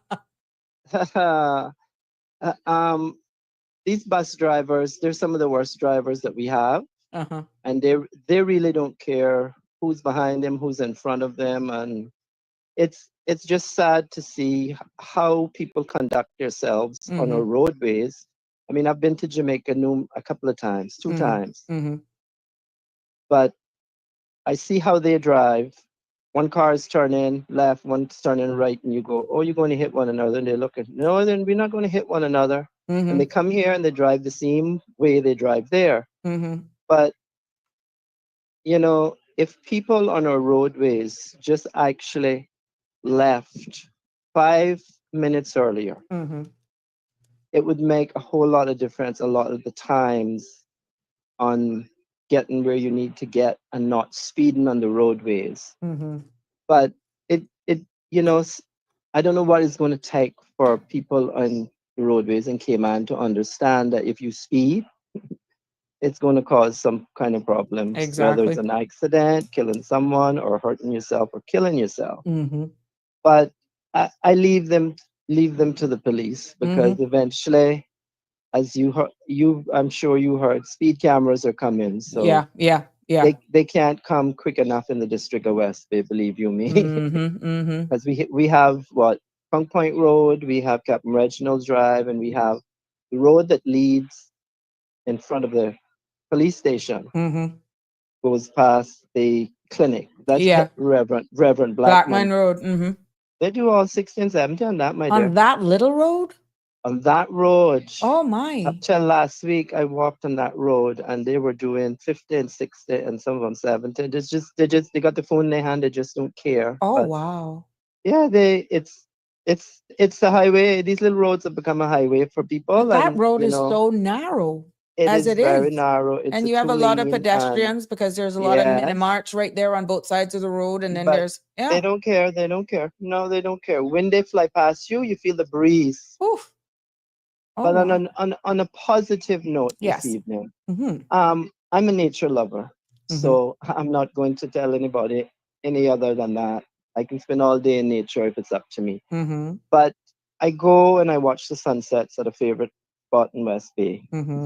And over the years, I have gotten to see the mosquito research control plane when it comes flying, and the pilot in that notices me and has Aw. noticed me. He notices me when I'm there, and just the movements he does when he goes out from off of Barker's and he comes back spinning around. And when he's coming, he comes down a little lower and he tips his wings and I wave at him. I have a Oh, video from that's so last week, sweet. and we don't appreciate in this country what it takes to keep mosquitoes at bay. Okay. I know where we've come from with the dike, and I know where we are, but I want to give a big shout out. I don't know who the gentleman is in the mosquito plane spraying, but I want to say a big thank you to him and all of the MRCU staff. No, let's do this. Let's Because do this. I know one name is Mr. Tressiter. You know Mr. Tressiter that used to teach in school? It's interesting. It's one of them is his son. Miss Sabrina speaks applause. Yeah. I want to say a big thank you, because they do, that job isn't an easy job, and they do an awesome job on keeping all 3 islands and us safe of not getting bitten by mosquitoes that carry diseases. And we take for granted when we go out and there's no mosquitoes, but we have to give credit where it's due, and they deserve the biggest round of applause that you can give. And I just want to say, on behalf of me and every Caymanian, a big thank you to the whole MRCU unit. But they deserve praise, and they deserve to be told that we are thankful. I'm very thankful, because when I go out at night, no mosquitoes are biting you and so forth. But we need to acknowledge a lot more in this country of our people, that what they do to keep us safe and keep this country where it is. You're quite right. We're all critical of the police. I'm their biggest critical one. But when we need to give praise and say Give it thank you, rest. we should do it. And I just want to say thank you to all of the MRCU staff. And It just needs to be shown, and they need to hear it from us that Mm-hmm. we're grateful, because Mhm. I'm very grateful. Mhm. And I'm sure that the visitors to this country are grateful when they go out. They're not mosquitoes Yes, biting them it's either. true. So True, true. it's not an easy job to get up there. No. 'Cause last week, one evening, 10:30 at night, the Mhm. mosquito truck was still spraying in Barkers. Yes. Yeah. So I These just guys want to work say, hard. yeah, they work very hard. You know, I had an uncle who worked there years ago. A brother of mine used to work there years ago on the Bragg. So I just want to say thank you, because Mhm.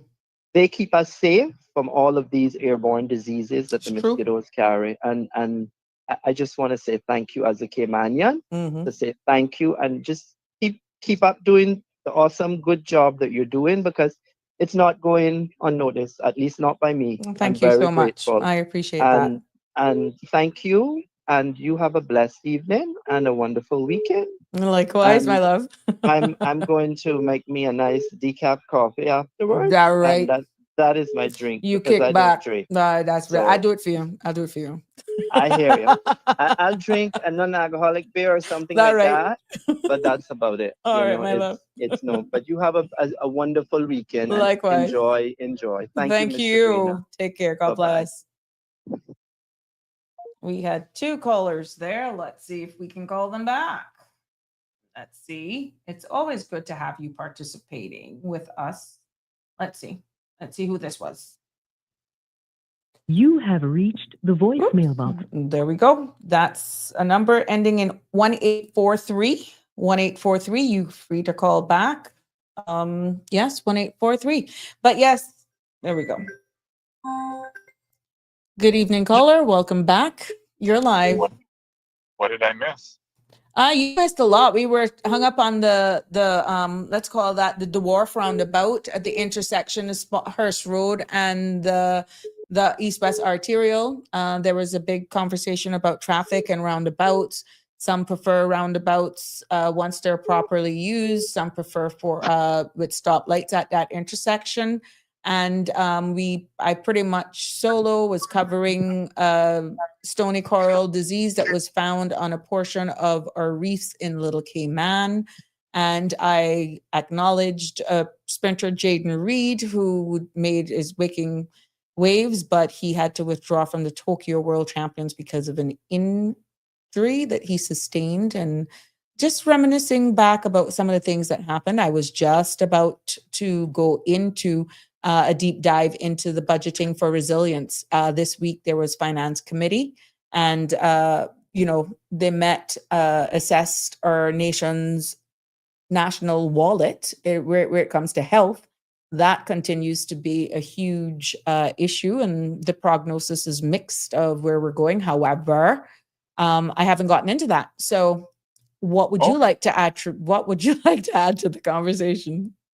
It's Friday evening. I'm just here to listen. I just wanted to see what I missed. Mm-hmm. I can stay on the line though. Oh, okay. Yeah. But we had another caller, so somebody else was calling. All right. Yep. All right. Thanks. But feel free to call back. Will do. Thanks.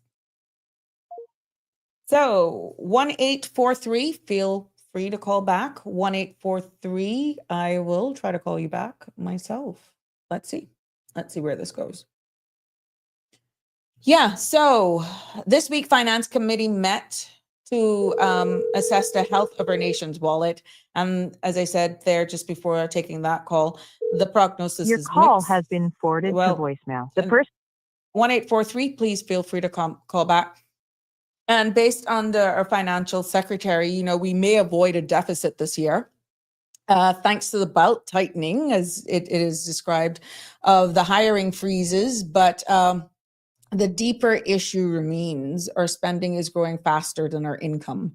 And how do we actually balance that out is a big question in order to keep us in so that we don't fall outside the financial responsibility FFR. Good evening, caller. Welcome to Sabrina Speaks. You're live. What's on your mind? Good evening, Sabrina. This is Kevin Watler from the Hi. Hi. So good to. Good. Oh, you see, you got 2. Your team over there got 2 applauses. Yes, I was hearing it, and so I just wanted to thank thank those who really appreciate the hard work that the team is doing. I'll make sure to pass that on to all of them. Yes, please. Sometimes we get people really complaining once the mosquitoes are biting, but I can assure you they're doing everything possible to keep those mosquitoes numbers down as low as possible. Correct. And a little fun fact that people might not understand: every single time we have those heavy rain showers, 10 days later we're having a new brew of mosquitoes that are being birthed, and we have to stay on top of them. And we're talking about, especially in some of the areas like Barkers, behind Camana Bay area, we call that the Kaboo area as well.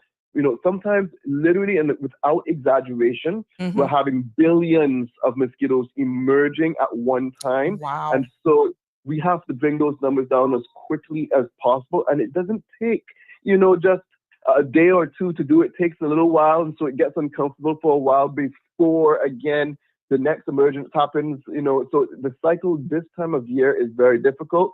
Some people say, well, why are some years different than others? Well, it really depends on the rain cycle as well as the tides. There's so many environmental factors that we have to consider. And there's a lot of science that goes on behind the scenes that people just don't understand that we actually do. You feel mosquitoes and you think all we want to do is blanket put chemical out there. No, we're very, very careful with what we put in the environment. We live here. We don't want to do anything to cause any significant harm. And even though our chemicals are considered safe, the way we use it, it's just like, think about using your own household chemicals. If you use too much, it's not good. But if you use it in moderation, it could do a world of the different things. Well, thank you, Kevin, so much. And I try to share as much information as I can to highlight everything here. And that is a part of our public health, and it impacts the quality of our life here in the Cayman Islands. And having had the privilege of being the minister responsible for that department, I just have a different respect for the work that you all do. And, I don't think people realize exactly how at risk we are because of mosquitoes. And the great job that we are doing with control of it is why I feel we don't have as much mosquito-borne disease viruses that we do right here in the Cayman Islands, because of our control mechanisms that we have in place. Yep, everybody could just Google what's been going on in just our region, especially when it comes to dengue. Every one of the islands, Cuba, Jamaica, Honduras, Belize, Nicaragua, everywhere, we have tons of travelers coming from those destinations. And they have, if you just Google it and look at what's been going on, they have been plagued with dengue. Now, all of the cases that we've had here in Cayman, they were travel related. We work so closely with HSA and public health. At the moment, we have an imported case that they identify. We work to do what we call a barrier treatment around their property. So we have public health giving the person or persons education on what to do, what not to do to avoid getting bitten, so they can't now have one of our local Aedes aegypti mosquito bite them and then bite someone else and transmit it. We have had 0 cases linked to a community transmission, even though every one of the islands in our region and nations in our region have been having epidemic of dengue. So, I mean, the work that we do is so important to not have dengue or any type of other mosquito-borne illness come and enter Cayman and cause us a lot of issues. Now, I'm going to say, even though we have been very on top of things, doesn't mean it will never happen. We have that reality, but we have to always stay on top of it, do the best we can, work with our community partners, as well as the folks, the great folks that are at HSA and public health. Correct. And again, kudos, congratulations. There's another, I don't know, this is a trick question. Well, not a trick question. I know Tressiter is a pilot, but I don't remember the other pilot's name because they. Yeah, so Ben Tressiter. Yes, he's our chief pilot. And then we have a contract pilot that comes in around this time of year when we're a little busier, because as you can imagine, one pilot's not good enough when we have a lot of different things going on. So we do have another pilot that that comes in on a temporary Okay, but Ben contract is the for chief a little one. period of time. Yeah, Ben is the Ben is chief. acting chief pilot. Yes. Yeah. So again, everyone is just thanking them for all of their works, and it's sometimes you may feel as though you're not appreciated because you're only here when there's an emergence of mosquitoes. But what happens when you don't feel them? It speaks highly to the work that we're doing to be proactive. But there's just some things, like you rightfully say, environment, high tide, low tide, winds. Sometimes you don't see the plane. And another big thing that I didn't realize, Kevin, when the spray planes are up in the day versus the night, they're treating two different things. Yes. So there are two different types of treatments that we do. One is called larviciding and one is called adulticiding.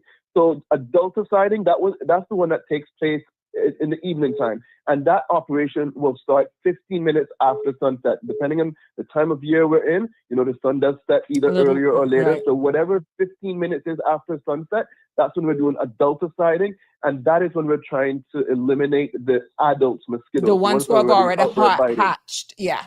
Exactly. Now, the one that you're talking about in the daytime is larviciding. And that is when they're still in their larval stage within the swampy areas. And we have two types of larvicide. One is a granule, which is like a sand type product. And then one is a liquid. So it depends on, because we have to rotate chemicals. Just like if a human takes too much antibiotics, we build up immunity. And resistance. Exactly. Now, it's the same thing with mosquitoes. We have to also rotate our products so they don't build up that. And that's also another reason why we don't want to over chemical or over spray. We have to really find that right balance to ensure that we're not going to ever have an issue where we have resistance, because then we're going to be in a serious problem and unable to ever carry out control. And that's happened in other parts of the world. And so we're not one of those people that want to ever be in that position. And I'm glad that we have the team that we do have. But yeah, the larviciding, what that does, it actually stops the growth cycle of the mosquitoes once we put those products down, the larvicide down in the swamp, so that they don't hatch. We're hoping to eliminate the hatch. They'll never emerge. So it can mean the difference. Like I said earlier, over 1 billion mosquitoes emerging at one time when there's no larvicide. But now when we do larvicide, we're talking about a few 100,000 mosquitoes that will be emerging. Big difference. Still a big amount, but it's a lot less that people are going to have to deal with. Yeah. Thank you so much for that explanation. I hope, again, there's always a little bit of nugget that we can share here on Sabrina Speaks. And I hope people will understand that when you see the spray plane up in the day versus in the night, that they're actually treating two different things.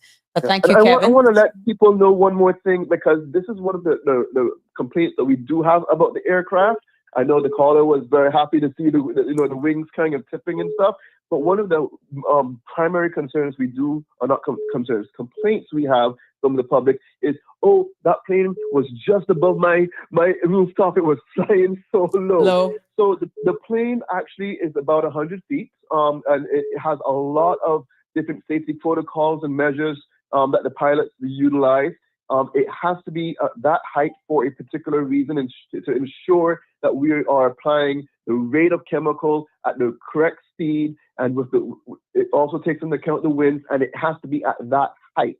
And so it does sometimes scare people because they see a very low flying aircraft, but those pilots are highly trained for that type of flying. You don't become that type of pilot overnight. In order to become that pilot, like Ben, even though he's raised here in Cayman, he spent a lot of years overseas working crop fields and doing that sort of stuff in smaller aircraft until he got up to the more powerful aircraft that we have, because the engine in our aircraft is extremely powerful to be able to carry such a heavy load of the chemicals that he has and flying at that height.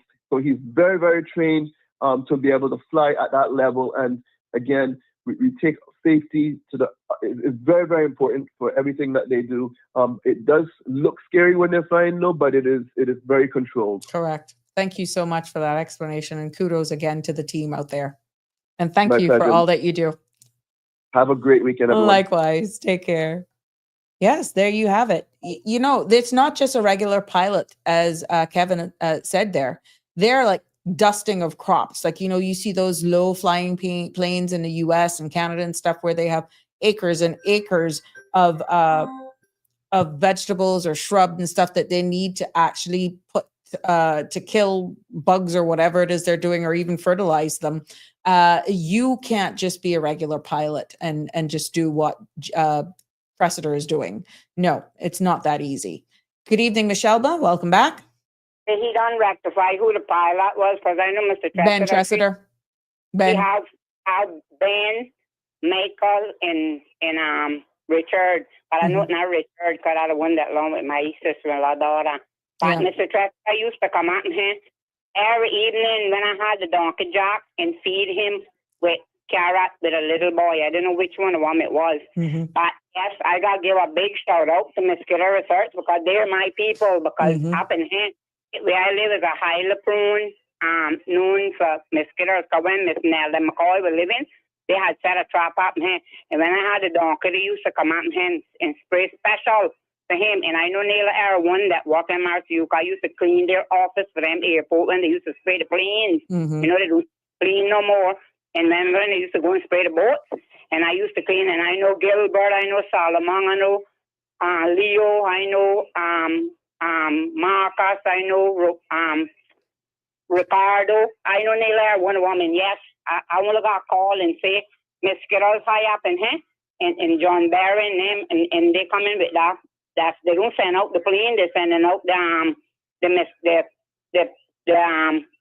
fog, and they comes all in my yard and fog and things. So I must give them, I must applaud them, cause boy, and if it rain up in here, I mean, they be eating it last night, they were good lot, but they probably gonna come out later if they hear me, because I got Leo number, and he tells me anytime they high up and he calls me.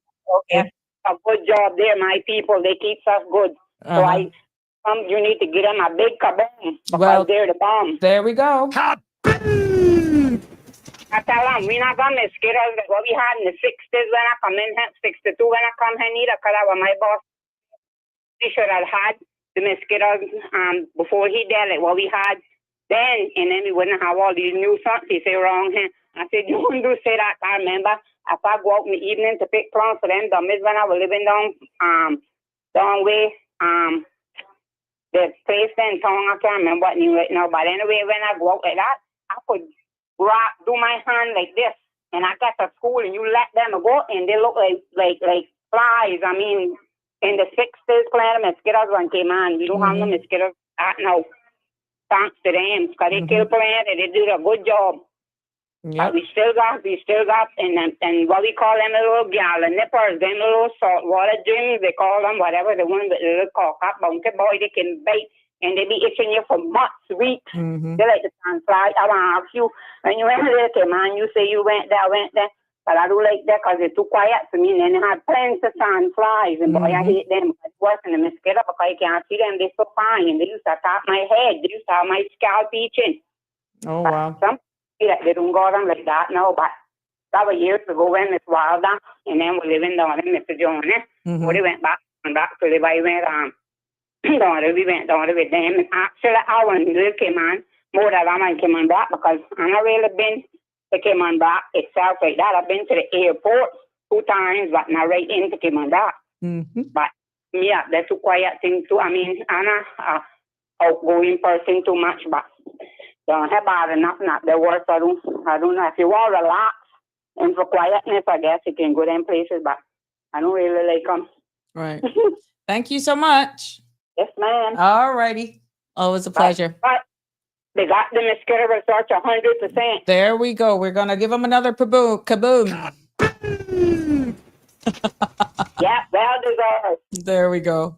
Kevin Butler, well deserved. He just won that, but I tell him I'm at old school then. All of them guys know me. Some of them quit, but all of them know me nearly. Solomon, all them. Yep, there we have it. I don't think she done no more. I think she retired, but they all know me. I was there special because I used to clean the office because balloon guys used to be airport. When I get a break for clean, I used to go out there and mop and clean their microwave and clean their toilet and all that for them. That won't pay me, but I tell them no, I wasn't looking no pay because I know all the guys. That was a favor. And then now they return it. When I call them, they come and spray me up and help me.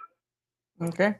Thank you so much. And we got some information just coming in. I'm going to be sharing an image here, and I'll post a link to our CMR TV social media handles that flags at half-mast for Her Royal Highness, the Duchess of Kent. All flags, both the Union Jack and the Cayman Islands flag, will be flown half-mast at all government buildings until sunset today. That, if you saw that, that's what it was for. And as a mark of respect following the passing of Her Royal Highness, the Duchess of Kent, on Thursday night. Further instructions will be issued regarding the lowering of the flags on the date of the funeral, which is to be confirmed. So there we have it. So if you were wondering what happened, I put the link up there so you can get the full story. You can also see that on our social media handles as well. And I know some of you may ask, well, we could get a holiday for that funeral. Oh, more information to come. But there you have it for what information is there for us right now. So there you have it. We were going into, and I'll just try to do a quick synopsis in regards to Finance Committee, if you weren't aware of what happened in earlier this week with Finance Committee. But before I go there, Ms. Marilyn, I want to bring you up on this. Ms. Marilyn saying, sadly, broad spectrum insecticides also kill pollinators such as bees. Oh, bees and butterflies also kill ladybugs, flies, and dragonflies, and more beneficial critters. And you also said before that, which is why I came back here, I don't always watch you live, but I catch you. My favorite show was The Lady Who Overcame Addiction. She should be part of all programs that address that issue. Now, Ms. Marilyn, Sasha is going to be coming back on the show. We were having some challenges with her because I want to make sure that the next time that she's actually on the show that we have it so that, you know, her, that the space is conducive so that we don't have any issues again, but she's excited. I can see her coming back on very soon. If not, definitely this week here, one of the days out of this week. She has been in contact with me. I have other interests as well. So keep it locked right here. Sasha is going to come back for a part 2 of her story. And we had scheduled her 2 times before, but last minute she had to bail. So I want to make sure that this time around that doesn't happen, because we have to pivot very quickly when less than an hour, 2 hours before a show, it doesn't happen. We have to pivot very quickly. So that has really been the delay. I want to make sure that this time around, when we lock Sasha in, that there's absolutely no issues. Welcome back, caller. You're live. Yes, of course. You probably realized why I called back Yes. about the comment that came up, and I wanted to make sure that there is no mis or disinformation out there. A lot of people might say, oh, the chemicals that are used will kill insects such as bees, butterflies, ladybugs, fireflies, dragonflies. Okay, so that could be true if we were carrying out adulticiding in the daytime. Because of the time of day that those chemicals are used, those type of insects are not out and about and out around to be exposed to it. And any type of exposure that they have to it is very, very, very minimal. Mm-hmm. No one can ever say that there will be absolutely zero that will be killed. There probably will be a very, very small percentage, like there is casualty in war. At the same time, it is very time sensitive. Again, mosquitoes are most active 15 minutes after sunset, but I want you to go outside at that time and let me tell me, are you seeing those insects out there, pollinators? No, pollination takes place in the daytime. So again, it's something that we are also very wary of. We have to make sure that we are keeping and protecting the environment in mind as we are carrying out our operations. And so we have to make sure that it is being done with that science that we know that has been tested for many, many years. And we are not short of them here in Cayman. And you see, we have a lot of operations to control the mosquitoes. So I want people to rest assured that we are doing everything possible to keep the beneficial insect kill at the lowest possible level. Yeah. So the pollinators are not put in a bad position if you have to larvicide in a day. Okay, larviciding does not affect them at all, only adulticiding. could have that impact. You see? Larviciding has absolutely no impact at all. Larviciding, the type of ingredient in that is a bacteria that only targets mosquitoes. Nothing will be impacted. Your fish, your pets, nothing like that. There is just nothing. It's been tested for many, many, many, many years. Okay. And again, if anyone is more interested in diving deeper in the science, it is on our website. Every chemical that we use is on the education portion of our website. You could look up the product label and do your own research. And I more than welcome anyone to come in and meet with our research scientists. I am not a scientist, but I work with a lot of great scientists, and they can get very, very technical as you want, with anything that you want to know. We're very, very transparent. Right. Again, I have to reiterate, we also live in this community. We have to protect this community. Correct. And so we will not put something out in this community that will be harmful to it. Thank you. Thank you for that explanation. No problem. Yeah. That's what we love about this space. There you have it. So, Ms. Phillips, I'm hoping that explains and gives you some safety comfort there in letting know that. And thanks, Kevin. Thank you, Kevin, for actually just being a wealth of knowledge and experience there and pointing us in the right direction. But we're winding down here on this episode of Sabrina Speaks. But just to give you a quick synopsis of what happened in Finance Committee this week, and it's just very high level. They are still the outcome in trying to look at us avoiding. It looks as though we may avoid a deficit this year. And again, that's thanks to some belt tightening measures on hiring freeze. But there is still an issue because it still appears as though our spending is growing faster than our income. And I'm quite sure that the government will break this down a little bit more. There's a planned sitting of the House, I think, in November. I don't know if there's going to be a finance committee, but one of the big things that continues to actually impact our national budget is healthcare costs. And I felt that even though this was one of the things that was highlighted, the show that I had with Nikki Brown that discussed, and thank you for all of the persons who messaged me directly after that show that thanked me for having that discussion on this platform. And I know persons messaged Nikki as well, thanking her for being able to educate on that. But one of the things, healthcare costs actually is impacting our national budget, welfare needs as well. And guess what? Population growth are stretching our systems thin.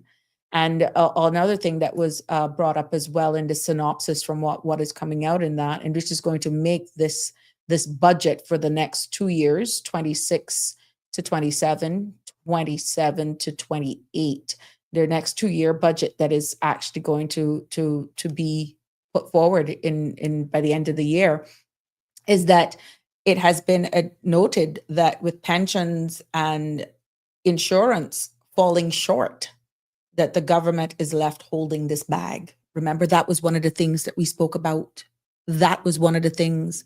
And Nikki alluded to the importance of making sure that we have the mechanisms to hold some of these bad actors accountable, in the space, so that more accountability we can stomp out outright theft in insurance, theft and bad behaviors, and just milking the system. Do more education so that these insurance are not overused, but holding these people in these industries who are just taking advantage of the system because the lack thereof of enforcement and holding people accountable, calling out bad actors, and for all of those who are actually just abusing the system and stealing the insurance fraud, call it what it is, that is left government with picking up this shortfall. And that was one of the biggest things that you grapple with in that ministerial seat, especially when it comes to health. Someone could have private insurance, and when that insurance falls short or says, I'm going to take you to this point and no more, what do you do when that family member calls and says, look, I need Cineco, can you help? I need treatment. Everyone deserves a chance. And let me tell you something, that's not an easy position to be in. And what do you do when it comes to being responsible for taking care of your people? So those are one of the concerns. But are we budgeting then when you're looking and the government at this time is really preparing for budget? I know all of the various ministries are coming together, trying to do the priorities list. They're relying deeply on the finance team of the government. Our chief financial person, Mr. Ken Jefferson, he is going to be dependent on a lot to make sure that he's just giving sound information, true figures. I've been in those exercises, and trust me, it is not easy. But that begs then to question, are we budgeting for survival or sustainability? Is it real? Do we have the funds at our disposal to even question that? Are we just surviving? Or is it sustainable type of budgeting? Are we really looking at the figures for what they truly are? Are we really doing a national budget then that could be realistic at the end of the day? And it's going to be interesting. Or should we even rethink how we fund healthcare? And guess what? Retirement. These are some of the huge questions that has to be asked. And it seems as though these questions and these conversations come up every time there is a budgeting season, and you know there is a timeline in which any sitting administration has to get a budget approved, and this is open. This is going to be open. Both sides of Parliament will debate the presented budget by the sitting administration, and all sides now are going to have to agree. And that is a time where both sides can ask questions of the government at day. We know that we have some persons who are versed in accounting, they say. They're qualified. Some of them have ran their own businesses. And some know exactly what the true numbers could be, should be. But then actually being responsible and realistic is another thing. So, yeah.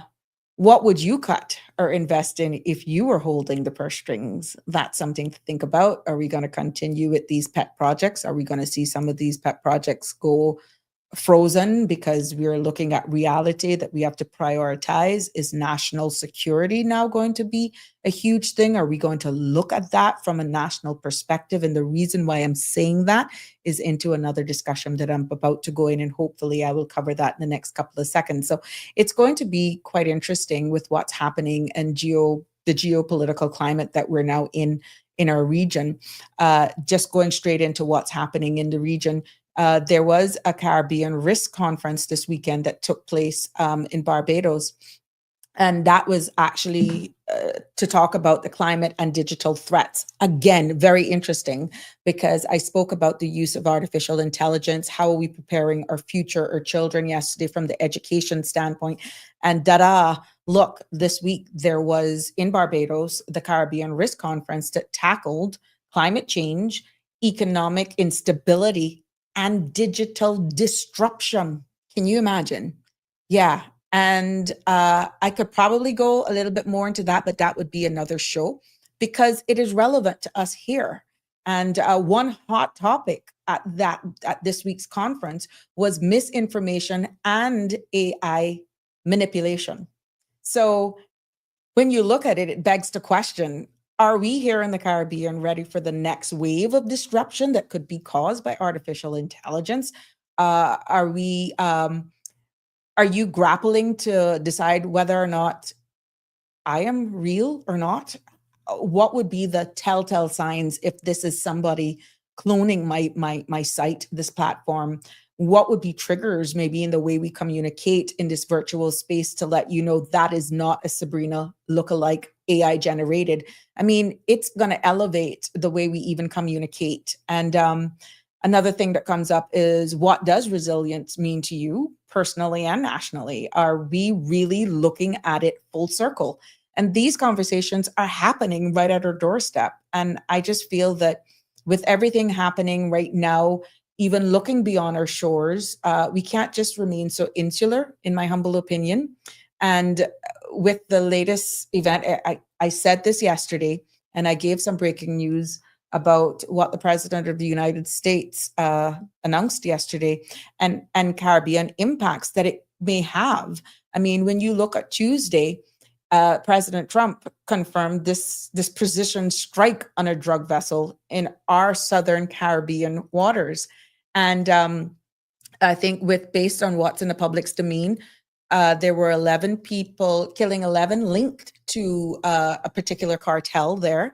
And what is being said is that this is not the last of it. And they have actually over 5,000 US troops are now operating in this region. And that begs us to ask, what does this increased pretty much US military presence mean to our very own Caribbean sovereignty?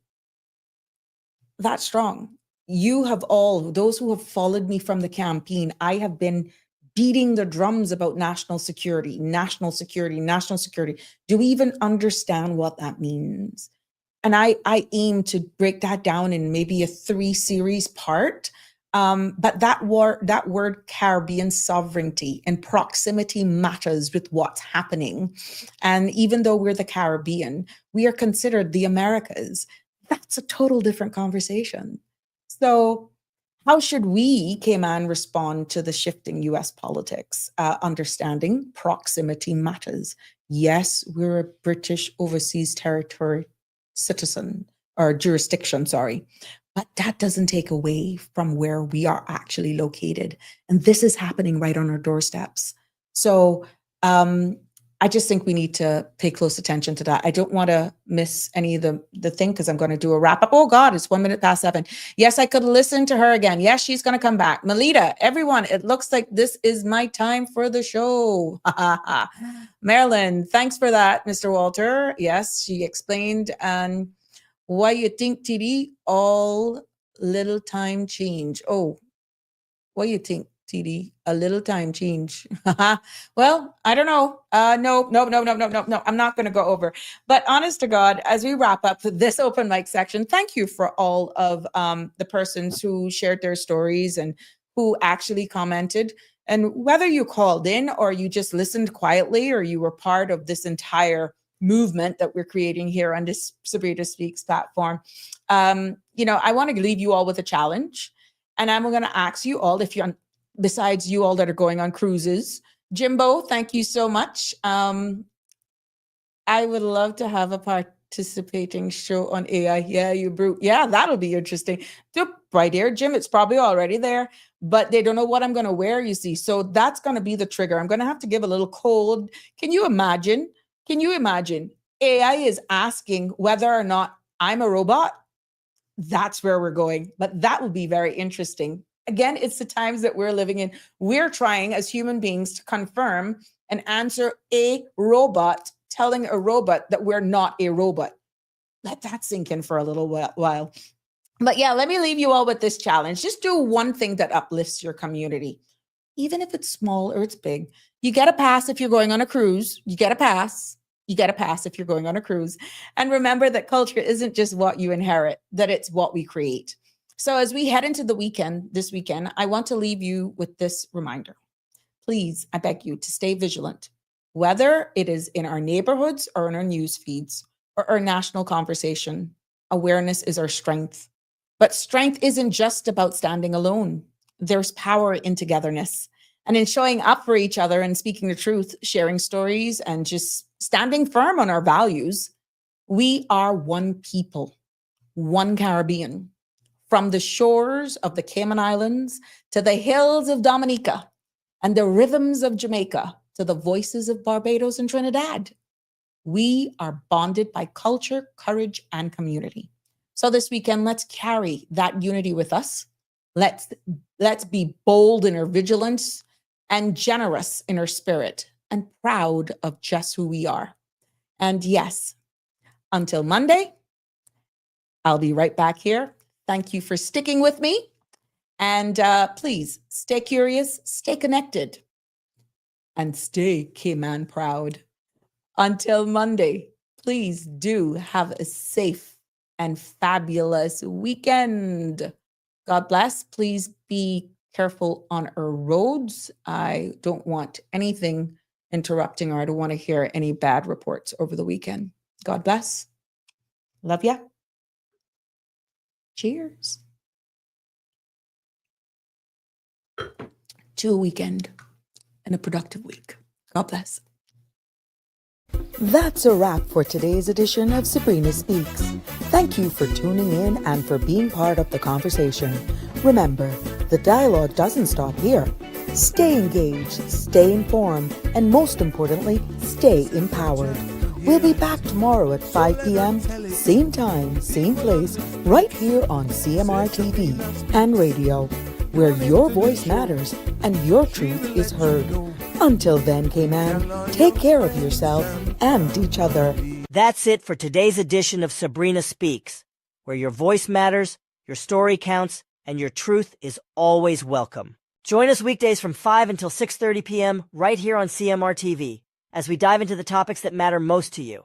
Catch the show live or on demand at cmrtv.com. And don't forget to follow us on Facebook, YouTube, and Instagram so you never miss a moment. Until next time, stay informed, stay engaged, and always speak your truth.